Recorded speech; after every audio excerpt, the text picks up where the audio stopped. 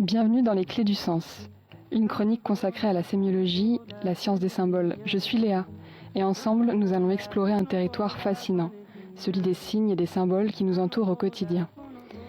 Elle nous révèle que chaque mot, chaque nom porte en lui une histoire extraordinaire. Et quoi de plus révélateur de nos représentations collectives que les noms que nous donnons aux animaux qui peuplent notre imaginaire.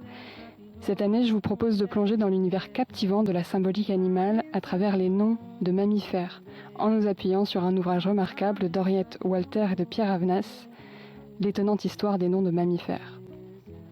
Car derrière chaque nom se cache bien plus qu'une simple désignation. Nos peurs ancestrales, nos admirations secrètes et nos mythes fondateurs s'y trouvent. Ces noms sont de véritables miroirs de nos sociétés et nous racontent comment nos ancêtres percevaient le monde animal, quelles vertus ou quels dangers ils y projetaient, et comment ces représentations continuent de façonner notre langage et notre pensée contemporaine. Dans cette première capsule, nous commencerons par un animal emblématique, porteur d'une charge symbolique particulièrement dense, le loup.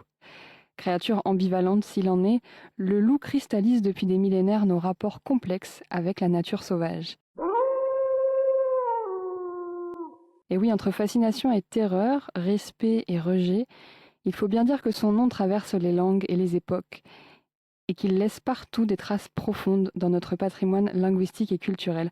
Alors je vous propose aujourd'hui de partir sur les traces étymologiques du loup et de découvrir comment un simple nom peut révéler toute la richesse de notre imaginaire collectif. Les rapports entre les hommes et les loups ont toujours été ambivalents. D'un côté, la crainte du prédateur cruel, la peur ancestrale du loup, de l'homme-loup et même du loup-garou. De l'autre, l'admiration pour le courage, la force et la prudence de cet animal. Son attitude a été assimilée à une vertu plutôt guerrière. Et cette dualité, elle a laissé des traces profondes dans les mythes et dans les langues elles-mêmes. L'histoire du mot loup, d'ailleurs, nous amène au cœur des langues indo-européennes selon Pierre Avenas. Tout commence avec une racine hypothétique, W-L-K-W-O, prononcée quelque chose comme Wulko. On la retrouve dans les langues germaniques, Wolf, en allemand, Wolf en anglais, et dans les langues baltes, Vilkas en lituanien et slave, Volk en russe. Cette racine se cache même dans des noms de peuples anciens, les Volsques en Italie et les Volques en Gaule, peuples ainsi appelés en référence au loup. Mais le français loup, lui, vient d'une autre variante, Luquo, attesté en grec avec Lukos et en latin avec Lupus. Une curiosité, cependant, subsiste, le suédois Vara se distingue car il vient du vieux norrois. Et c'est sans doute en raison de sa réputation de grande voracité qu'on a donné le nom du loup à une espèce de poisson également très vorace. Les latins appelaient déjà ce poisson lupus et nous l'appelons encore loup sur les bords de la Méditerranée. La peur du loup a généré tout un univers mythologique. Vous écoutez les Clés du Sens avec Léa sur Radio FM+. Le lycanthrope, du grec lukos, loup et anthropos, homme, hante l'imaginaire européen jusqu'au XIXe siècle. Et cette racine grecque a d'ailleurs une postérité surprenante. Est-ce que vous saviez, vous, que le mot lycée vient du lycée d'Athènes? Oui, mais vient du quartier, de la ville, du Lukeion, littéralement le lieu hanté par les loups. C'est là qu'Aristote enseignait sa doctrine. De lukos viennent aussi des mots inattendus, comme le lupin, une plante que vous connaissez sûrement aux gousses velues, la lycose, une araignée de type tarentule, et même le lycopène, un pigment rouge de la tomate.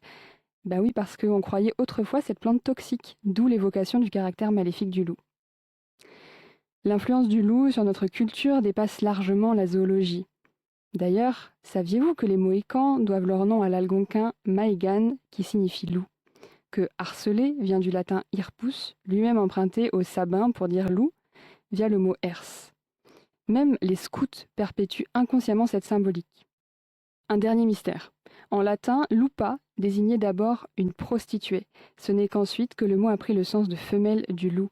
Cette association révèle comment nos ancêtres percevaient la sexualité féminine à travers le prisme animal, une sémiologie qui en dit long sur les mentalités de l'époque.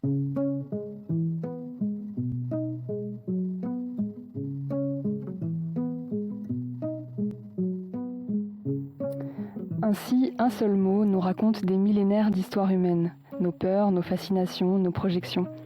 La prochaine fois, nous explorerons un autre animal et ses secrets linguistiques. En attendant, restez à l'écoute des mots qui vous entourent, ils ont tous une histoire à raconter. Ano bola, pono bola, benetinha de tan.